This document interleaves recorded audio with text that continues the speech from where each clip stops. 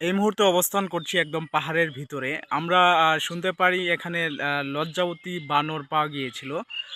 তো এই পাশেই কিন্তু একটি বাগান রয়েছে। এই বাগানে শ্রমিকরা কাঠ কাটতেছিল। কাঠ কাটা অবস্থায় কিন্তু সেই বাগানে গাছের মধ্যে ঝুলন্ত অবস্থায় ছিল একটি লজ্জাবতী বানর। সেই লজ্জাবতী বানরটি যখন গাছটা কাটা হয় তখন কিন্তু মাটিতে পড়ে যায়। মাটিতে পড়ে যাওয়ার পরে সেই বানরটিকে সেখানকার স্থানীয়রা উদ্ধার করে। উদ্ধার করার পরে তারা কিন্তু সাথেই এই যে বাগানটিতে এই মুহূর্তে রয়েছি এখানে তারা ছেড়ে দেয়। তো এখানে আ ওই পাশেই কিন্তু বাড়িঘর রয়েছে। তো এই বানর যদি এই আ মানে জনবহুল এলাকাগুলোতে থাকে তাহলে কিন্তু মানুষ ভয় পেতে পারে এবং কি এই লজ্জাবতী বানরকে বিভিন্নভাবে ক্ষয়ক্ষতি হতে পারে এবং কি মানুষেরও বিভিন্নভাবে ক্ষয়ক্ষতি হতে পারে।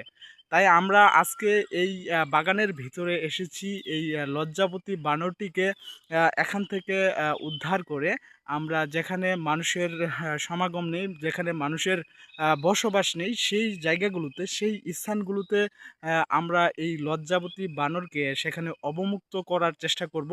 আ তাই আমরা এই বাগানটিতে সেই লজ্জাবতী বানরকে আ উদ আ দেখে তাকে সে কোথায় এই মুহূর্তে কোন গাছের ডালে অবস্থান করতেছে। মানে লজ্জাবতী বানর কিন্তু দিনের আলোতে দিনের বেলায় কিন্তু তেমন একটা চোখে দেখতে পায় না। তাই যে গাছে সে ঝুলে থাকবে, সেই গাছে এমনভাবে ঝুলে থাকে সেখানে কিন্তু খুব সহজেই মানুষের চোখ যাবে না। সেই গাছগুলোতে সে সেভাবেই কিন্তু ঝুলে থাকে। তো আজকে আমরা আমাদের স্বেচ্ছাসেবী টিম কয়েকজন আসছি এই হাতির খবর এবং কি সচেতনতা গ্রুপের পক্ষ থেকে আমরা কয়েকজন আসছি। এখানে আমাদের যে টিম মেম্বাররা রয়েছে সবাই মিলে এই লজ্জাবতী বানরটিকে যদি আমরা খুঁজে পাই তাহলে আমরা চেষ্টা করব এখান থেকে পাহাড়ের ভিতরে তাকে অবমুক্ত করার জন্য। তো আমরা এখানে আসছি, এসে আমরা বিভিন্ন গাছের আগায় আমরা কিন্তু ওই বানরটিকে খোঁজাখুঁজির চেষ্টা করতেছি যাতে আমরা সেই বানরটিকে খুঁজে পাই এবং কি এই জনবহুল যে জায়গাগুলোতে মানুষের বসবাস রয়েছে সেই জায়গাগুলো থেকে তাদেরকে পাহাড়ি এলাকাগুলোতে আমরা তাদেরকে অবমুক্ত করতে পারি। তো আজকে আমরা আসছিলাম এখানে।